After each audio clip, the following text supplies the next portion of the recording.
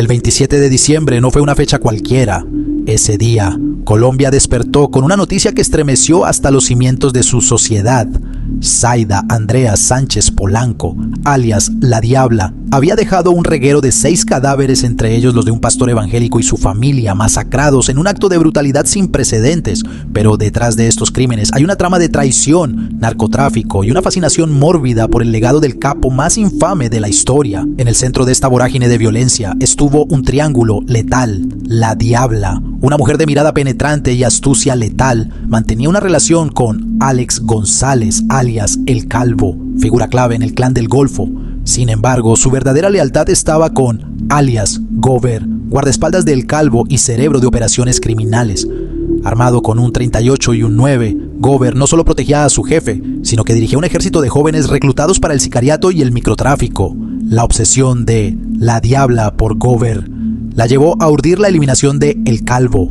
Según testimonios, lo condujo a El Banco, Magdalena, bajo el pretexto de un escape romántico. En un hotel de techos agrietados le tomó una última fotografía antes de acabar con su vida. Su cuerpo, enterrado en una fosa sin nombre, fue el primer eslabón de una cadena de horror que aún no termina. ¿Cómo logró una mujer sin antecedentes convertirse en pieza clave del narcotráfico? La respuesta yace en una comisaría ubicada a metros de la escena del crimen del pastor Lora.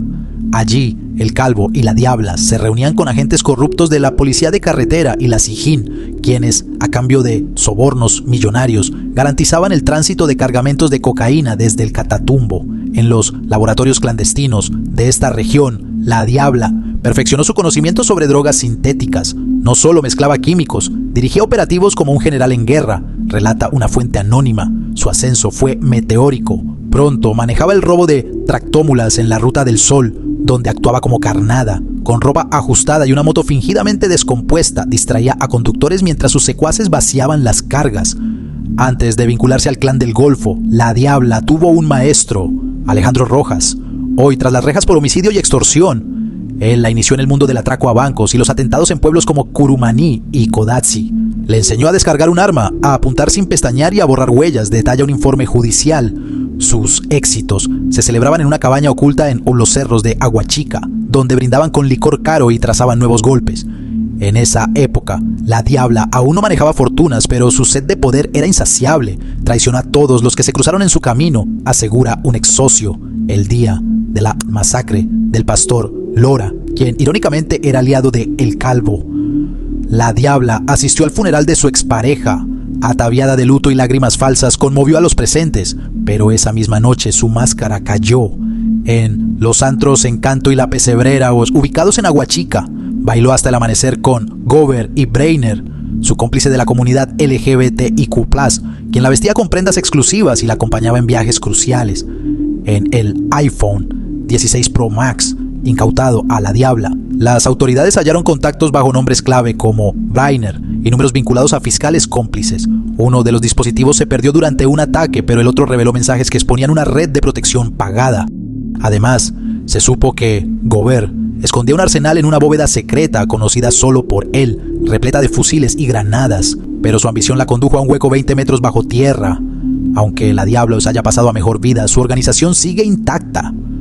Gober, resguardado por su parentesco en el Clan del Golfo, se encuentra oculto, mientras familiares de las víctimas exigen acción. ¿Cuánta sangre más debe correr para que el Estado actúe? Zrenia reclama el hermano del pastor Lora. Los crímenes ejecutados bajo la modalidad de sicariato profesional están envueltos en contradicciones que apuntan a un encubrimiento orquestado. Mientras las versiones oficiales se desmoronan, las dudas crecen. ¿Qué ocultan las autoridades? ¿Quiénes protegen a los verdaderos responsables? Inicialmente, las autoridades aseguraron que La Diabla se fue confundida con la hija del pastor, argumentando un error de identidad. Pero la propia Zaida Sánchez desmintió esta teoría antes de morir. Yo soy rubia. La hija del pastor tenía el cabello negro, declaró en una entrevista clandestina.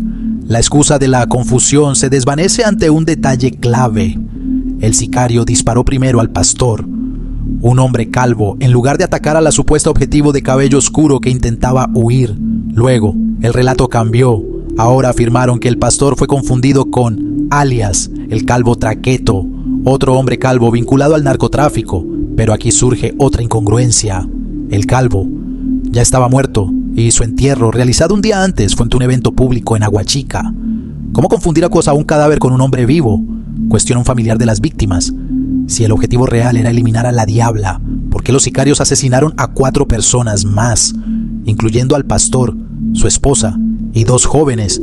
Testigos aseguran que los atacantes llegaron con una lista precisa. Dispararon con saña, como si supieran quiénes estaban dentro, relata un vecino. El hecho de que eligieran una familia sin vínculos evidentes con el crimen organizado sugiere un mensaje: aterrorizar a la comunidad y silenciar testigos. A pesar de la brutalidad del ataque, ningún sospechoso ha sido capturado. ¿Dónde están los sicarios? Las teorías abundan. Algunos creen que fueron eliminados para borrar huellas, otros que están protegidos por autoridades corruptas. Además, aunque el crimen ocurrió en una zona con múltiples cámaras de seguridad, solo se difundió un video que muestra a la Diabla huyendo en una camioneta blanca minutos antes del ataque. ¿Qué pasó con el resto del material? ¿Alguien lo borró o lo ocultó?, acusa un experto en seguridad. Uno de los enigmas más perturbadores es la relación entre el pastor Lora y Alex González, alias El Calvo. Ambos mantenían comunicación constante, según registros telefónicos. Fuentes cercanas revelan que el líder religioso habría actuado como intermediario en negocios ilícitos, una hipótesis que explicaría su asesinato. El pastor no era tan santo como parecía, susurra un exmiembro de su congregación. La muerte de Zaida Sánchez, ocurrida semanas después de la masacre, añade más sombras al caso. ¿Fue el clan del Golfo quien la silenció para evitar delaciones? ¿O fueron agentes estatales que temían ser expuestos? Un dato clave: antes de morir, la Diabla aseguró tener información comprometedora sobre funcionarios. Sabía demasiado, admite un ex colaborador. Tras la masacre desaparecieron un Jeep negro, un BMW deportivo, una Toyota blindada y 2 cuatrimotos del conjunto residencial La Arboleda. Además, 700 kilos de cocaína, almacenados en una caleta vinculada a la Diabla, fueron robados. ¿Quién se benefició?